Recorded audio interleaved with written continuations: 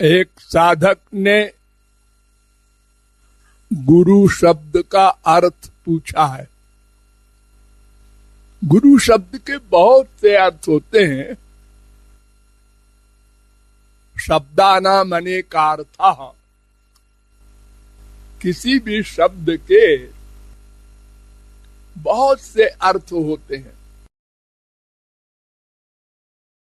लेकिन आध्यात्मिक जगत में गुरु शब्द का अर्थ उसने पूछा है। भौतिक जगत में तो गुरु शब्द का अर्थ होता है भारी, हैवी। कोई बड़ी वजनी चीज हो तो उसको गुरु शब्द से बुलाया जाता है। और गुंडों के यहाँ एक गुंडा शब्द से भी इसका अर्थ किया जाता है। कहो गुरु, ये लफंगे लोग बोलते हैं ना ऐसे, अरे ये बड़े गुरु है, माने 420, ऐसा भी अर्थ करते हैं गुरु शब्द का लोग।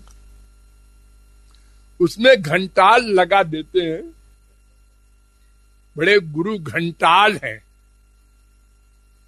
अस्तु, हमको तो आध्यात्मिक जगत के गुरु शब्द का अर्थ समझना है। इसमें 2 अक्षर हैं, एक गु एक रू। तो द्वयोपनिषद ने इस मंत्र का अर्थ बताया गया है। द्वयोपनिषद का 4था मंत्र है। गुशब्दस्त्वंधकार स्यात्, रुशब्दस्तन्निरोधका, अंधकार निरोधित्वात् गुरुरित्यभिधीयते। ये वेद मंत्र है। अद्वैत तारकोपनिषद में भी ये मंत्र है, 16वां मंत्र है अद्वैत तारकोपनिषद का। दोनों उपनिषदों में एक सा मंत्र है, अर्थात गु माने अंधकार, अंधकार माने माया। ये माइक अंधकार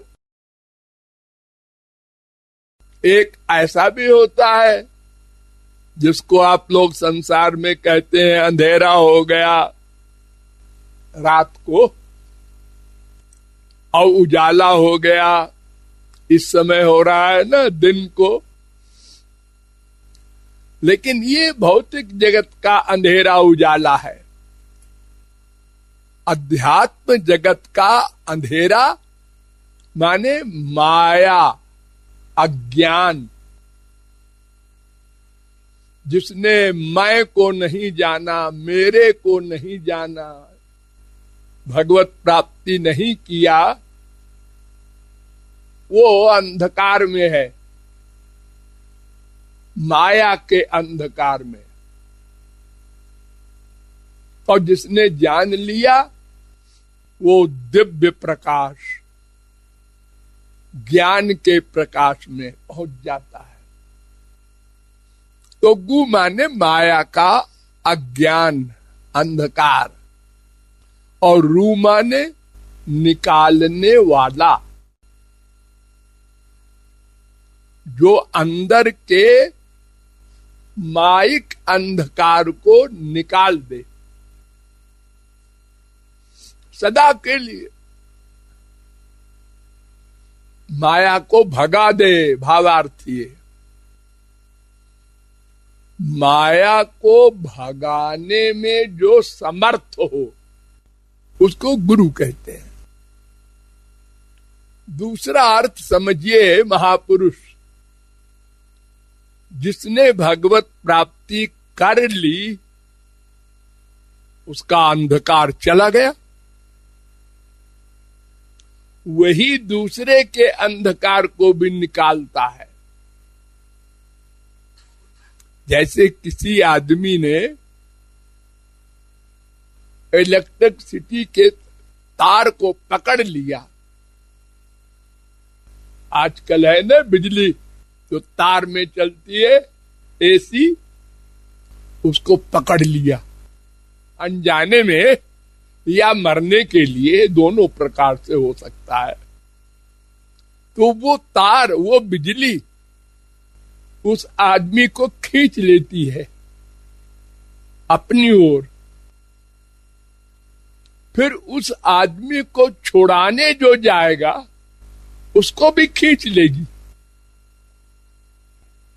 ऐसे ही जिसने भगवान को पा लिया, उस महापुरुष के जो शरणागत हो जाएगा, वो भी, उसका भी अंधकार गया, वो भी महापुरुष हो गया। तो ऐसे ही गुरु परंपरा चली आ रही है। जैसे भगवान ने पहले पहल, वही असली जगत गुरु हैं श्री कृष्ण, उन्होंने ब्रह्मा को ज्ञान दिया। अंधकार था ब्रह्मा के,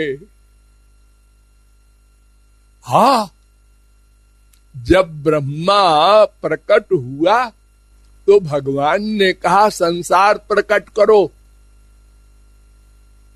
बनाओ। तो ताम नाध्यगच्छत् 2:9-5 भागवत, नहीं बना सका। माया वाला कैसे बनाएगा?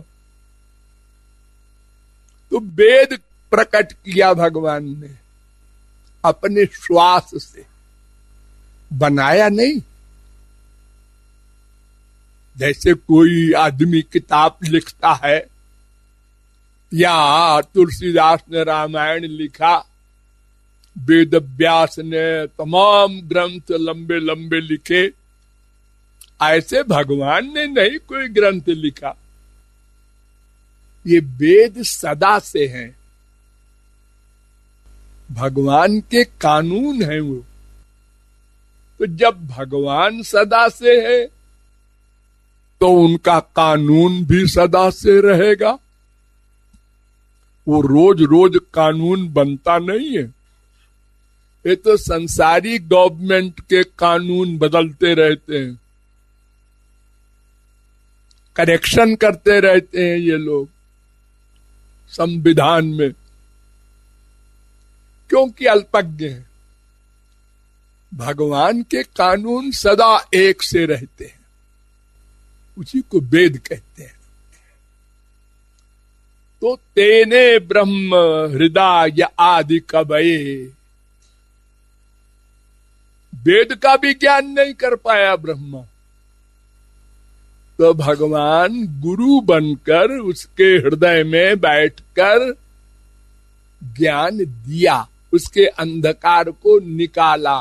तो पहले गुरु श्री कृष्ण, फिर ब्रह्मा के औलाद जो बनी, उनके बच्चे सनकादिक परमहंस, मनु महाराज, उनको ब्रह्मा ने ज्ञान दिया। फिर वो लोग ज्ञान देते देते देते चला आ रहा है।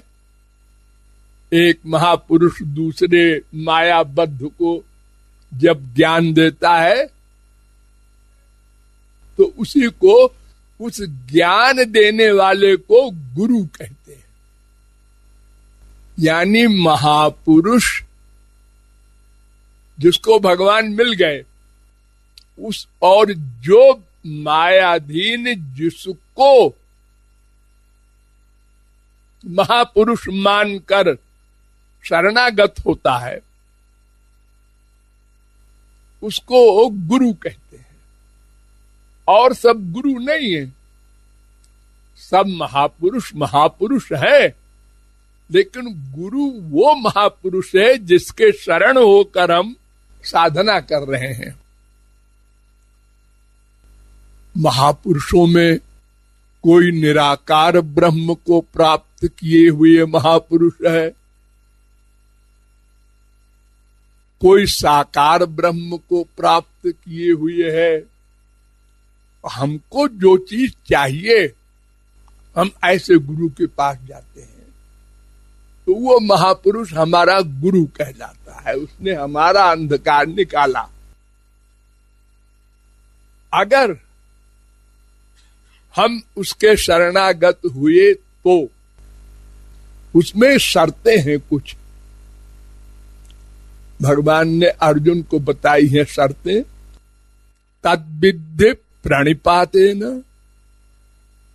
परिप्रश्नेन सेवया। 3 शर्त। पहली शर्त प्रणिपात, खाली पात नहीं, पात माने सिर को चरण पर रख देना। पात माने गिरना, सिर को पैर पर रख देना, इसको कहते हैं पात। इससे काम नहीं बनेगा। निपात आगे और आया, एक नी लगा दिया, माने निश्चय पूर्वक ये भावना रहे कि ये हमारे अंधकार को निकाल देंगे। और फिर प्रणिपात, यानी पूर्ण श्रद्धा से युक्त, विश्वास से युक्त मन से शरणागत होना। खाली खोपड़ी से नहीं, हाथ से नहीं। हाथ से भी करो, सिर से भी करो, जो इच्छा हो करो, लेकिन वो प्रणिपात नहीं कहलाएगा। मन बुद्धि का भी समर्पण हो। अर्जुन ने शुरू में कहा गीता में, शिष्यस्तेहम साध माम त्वाम प्रपन्नम। प्रपन्न देखो धोखा दे रहा है अर्जुन। कह रहा है प्रपन्न हूं आपके, खाली पन्न नहीं हूं। प्रा भी लगा दिया। श्रद्धा है कि आप गुरु हैं, ये मान करके। तो भगवान ने कहा, ये बता गधे कि अगर तू प्रपन्न है तो अपनी बुद्धि क्यों लगाता है? अरे बुद्धि को ही तो समर्पित करना है गुरु के चरण में। कोई बच्चा स्कूल में पढ़ने जाए और टीचर कहे देखो का ऐसा होता है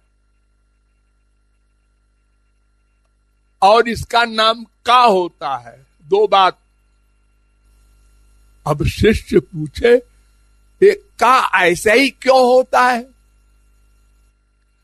इसका नाम का ही क्यों है? तो वो टीचर कहेगा ये गड़बड़ है, इसको कह दो घर बैठे। अरे इंग्लिश में तो आप लोग जानते ही हैं, प्रायः यहां सभी इंग्लिश थोड़ी बहुत पढ़े होंगे, कितने साइलेंट होते हैं। अब उनसे पूछो कि पागलों से ऐसी भाषा क्यों बनाया कि हम उसको रटें एक एक अक्षर को और बोलो नहीं। बोलो नाइफ, लिखो कनाइफ। अरे ऐसा कैसे? एक कायदा है, मानो उसको। एक एक शब्द की स्पेलिंग रटो। रटते हैं हम। बहस करें तो टीचर निकाल देगा, जाओ तुम नहीं पढ़ सकते। तो शरणागति माने बुद्धि को अर्पित करना। डॉक्टर कहता है 1 बूंद दवा लेना, 1 चम्मच पानी में मिला के पी लेना। वो पहलवान घर जाकर अपनी बीबी से कहता है ये डॉक्टर भी गड़बड़ है। अरे पहलवान जो हम 5 किलो खाना खाते हैं, इसको बता रहा है 1 बूंद दवा। अपन तो पूरी शीशी पी लेंगे। मरेगा वो। तो अर्जुन से भगवान कहते हैं तू कहता है मैं प्रपन्न हूं, तो फिर ये बुद्धि क्यों लगा रहा है? महाराज युद्ध नहीं करूंगा। अच्छा, और प्रपन्न भी हो, करूंगा मन का। जो लोग खाली सिर रखते हैं गुरु के चरण पर और करते हैं मनमाना, वो लोग ऐसे ही होते हैं अर्जुन की तरह, बुद्धि अपने लगाएंगे। अरे भाई सुन लिया गुरुजी कि उनके सामने बोलना ठीक नहीं है, लेकिन वो ये जो कहते हैं ना कि माँ बाप बेटे स्त्री पति से प्यार न करो, ये कुछ समझ में आता नहीं। वो कहते हैं कि भगवान जिस पर कृपा करता है उसका संसार छीन लेता है। ये जचता नहीं अपन को। खूब संपत्ति दे, बाल बच्चे दे और बड़ी बड़ी चीजें दे तो वो कृपा है भगवान की। ऐसी कैसी कृपा कि हमारा बाप बेटा स्त्री पति धन छीन ले? ये तो कोप हुआ। आप कहते हैं यही कृपा है। तो हम लोग अपनी बुद्धि लगा करके अनंत जन्म बिगाड़ चुके, आगे पता नहीं कितना बिगाड़ेंगे। लेकिन गुरु के सामने दांत काट देंगे, सिर हिला देंगे। हाँ हाँ, बहुत बढ़िया बोलते हैं हमारे गुरुजी। तो यही बात अर्जुन को भगवान ने कहा, देख अर्जुन सुन, शरणागति का अर्थ क्या होता है? क्या होता है? मय्येव मन आधत्सो मयि बुद्धि निवेशय। तू मन भी मुझको दे दे, बुद्धि भी मुझको दे दे। जैसे बच्चे स्कूल में टीचर को दे देते हैं, जैसे मरीज डॉक्टर को दे देता है, जैसे एक अपढ़ गंवार अपने मुकदमे में वकील को दे दिया 100 रुपया और कहा हमारा मुकदमा है, आप लड़िए। तो वकील कहता है मैं जो कहूंगा वही बोलना कोर्ट में। हाँ हुजूर वही बोलेंगे, तब मुकदमा जीतता है, वरना वो बेचारा अंगूठा छाप क्या जाने कानून, वो तो हार जाता। तो मन बुद्धि जिस महापुरुष को अर्पित करके, उसी को गंवारी भाषा में हम लोग बोलते हैं तन मन धन, उसमें प्रमुख है मन। तन और धन तो सबको नहीं मिलता। अरे मान लो तन है आपके पास और गुरुजी इंग्लैंड रहते हैं, कलकत्ता रहते हैं, आप कैसे सेवा करेंगे उनकी? और धन आपके पास मान लो नहीं है, तो धन से सेवा कैसे करेंगे? लेकिन अगर है और सेवा नहीं करते तो दंड मिलेगा मरने के बाद। कि आपने संसार को दिया, अपनी कमाई, अपनी प्रॉपर्टी, बेटे को बेटी को, वो आपको बैकुंठ पहुंचाएंगे। वो तो यही कहेंगे आपके मरने के बाद क्या दिया? कुल 1 करोड़। क्या होता है इससे? लो और सुन लो। लोग बेटी की शादी करते हैं, 10 लाख 20 लाख 50 लाख दहेज देते हैं, और दहेज पाने वाला है साले लूट लिया, कुछ नहीं दिया। ये लो, तो कर्जदार हो गया बेचारा, और इनको कहते हैं कुछ दिया ही नहीं। कोई दुनिया में एहसान नहीं मानता, माँ हो बाप हो कोई हो, सब स्वार्थी है। लेकिन हम अज्ञानी हैं।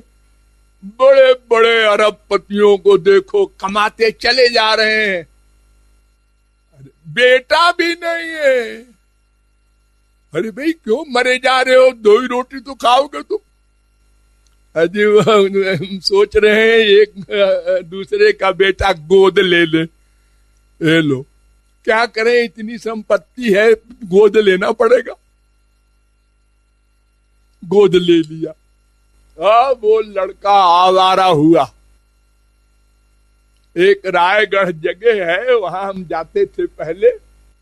वहां एक बहुत बड़े, सबसे बड़े थे सेठ, करोड़ी मल नाम था। आधा रायगढ़ उनका। लड़का नहीं था, एक लड़का गोद लिया। वो लड़का आउट ऑफ कंट्रोल। उसने सब साइन करवा लिए बाप की प्रॉपर्टी पर, और बाप को नौकर की तरह रखा।